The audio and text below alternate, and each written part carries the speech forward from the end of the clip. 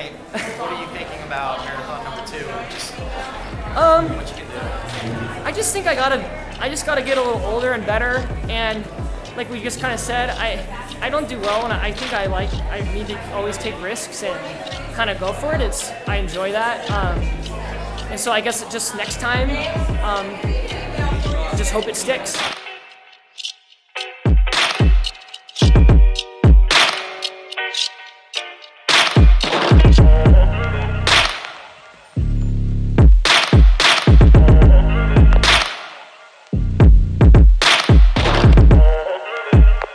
So I went young Icarus, Greek tragedy in the debut, which was fun. I really did enjoy it, and I felt at home in that distance. And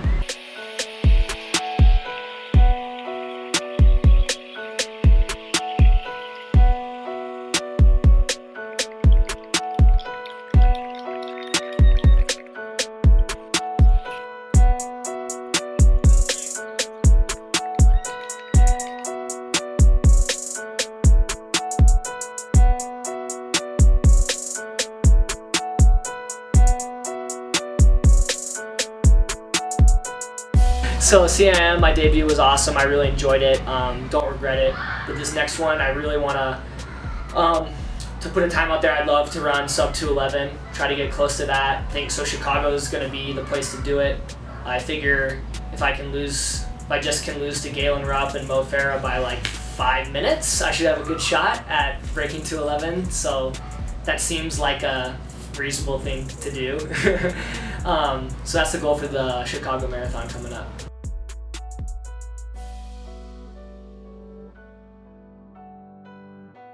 Just building back up. Nothing's really where it needs to be yet. The mileage isn't really there yet. The workouts aren't there yet. But I don't know, kind of just getting worse before I get better right now. Just trying to stay healthy. And I've got a race next week, so I like that. Kind of put the pressure on a little bit. And my legs are starting to come around, so I'm trying to get fit to be able to go get really fit.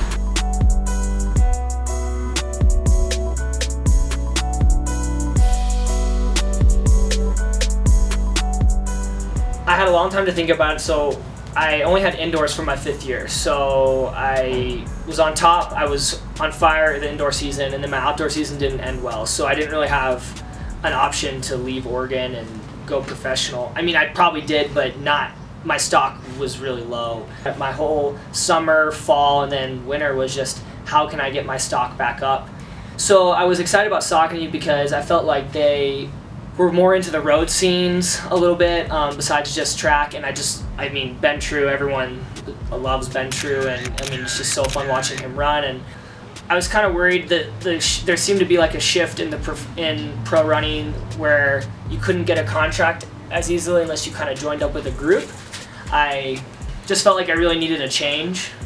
So once I started to almost feel like I could maybe run again, or this wasn't over kind of thing, I reached out to Coach Hudson, who I'd known on and off since high school and on and off since college, and they were able to offer me another contract outside of my Saucony contract to come out here and train. And so I was really excited about that change, and I was telling Jack earlier this morning, I mean, he got me out the door. I didn't even have the courage to do 20-minute runs because everyone said my Achilles was okay, but it didn't seem like it was. And I just trust him with everything now because I was in the worst shape of my life. I hadn't run in 7 months, and just seeing the progression of workouts and that I could do this again, and then getting on the line again and towing the line, just things went really well. And that's such an awesome place to be with a coach, because I was telling Jack too, so often when you change coaches, you have your fitness from your last coach. So it's really hard, like, is this coach working for me? Is this just the fitness I gained at Oregon and stuff?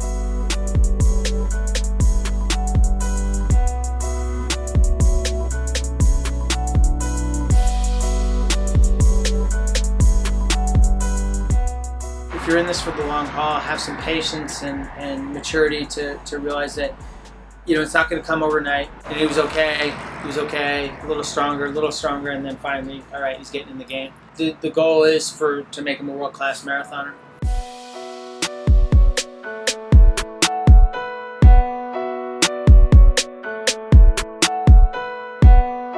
So for Chicago, I'm just excited to. I know what the marathon training is now. I've run and failed at a marathon in a race, but it was so scary to train for a marathon when you hadn't done one yet, and to be hitting the wall running some of these runs at like 18 miles, and you're like, and at altitude, you're like, I'm not running marathon pace, and I'm not even running the distance. So I know how good I felt at CIM. I know what I was doing there was something I was really excited about. And then I know the training I did before that. Now I know what the marathon workouts mean to be a good marathon. Where with the whole time I was talking to Brad, I was like, is this even, didn't know, you know? So I'm just excited to have a little bit more of a proper build-up, and you know, a good deal with Chicago and a good situation, and just knowing how the race is going to go. So I just think it's nice to have a little bit more controlled variables when you only get to race that type of race, you know, once or twice a year. I struggled, so we did some 25K, 30K fast long runs in my other cycle, and I struggled. It was strange. I struggled with those when I would go out slow, not that slow, like 5:20, 5:30, but you have to progress down. I really struggled with that because 5:20, 5:30 is not easy. So you're trying to relax at that, and then you know you have to pick it up, and mentally that was tough for me. So the only time I started to excel at those fast long runs is when I would just run them like a crazy person, like kind of like CIM.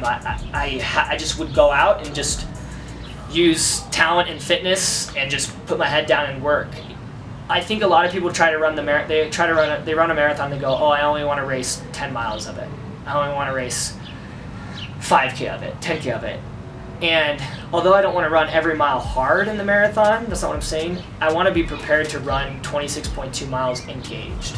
So I do think doing some of those fast long runs and allowing yourself to be excited about what you're doing, engaged in the suffering a little bit, if you will, I think that's really beneficial, as long as it's a fine line, because you don't want to leave that race in there. Mile 9, back half of Rollinsville, 5:38. Woo! That's easy work.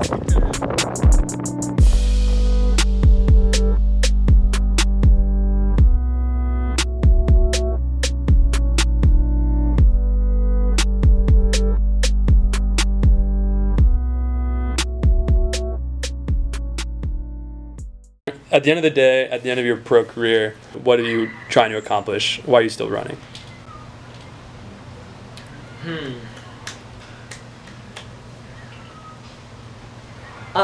It's kind of, I don't know, something just came to me, so I guess I'll just say it.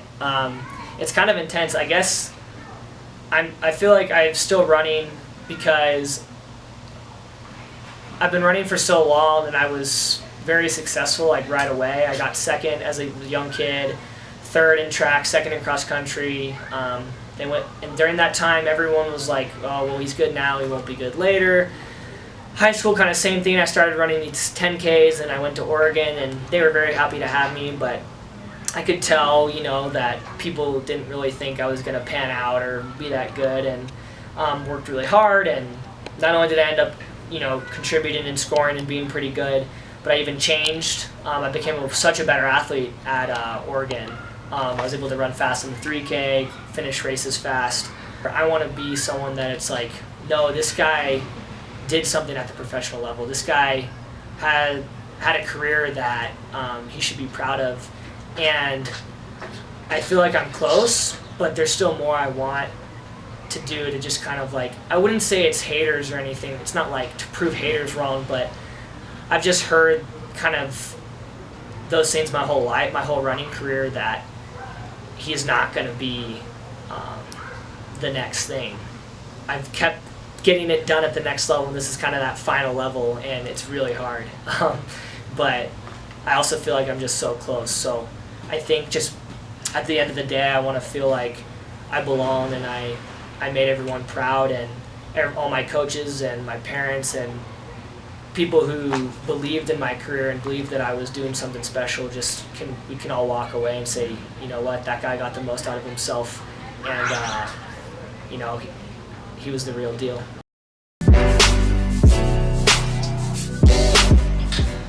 All right, I'm gonna go put my calves in the hot tub and do a Cool. few things for my old ass body, and then while you guys pack Yeah, we pack can. up or whatever, and then go for a run. Let's get it.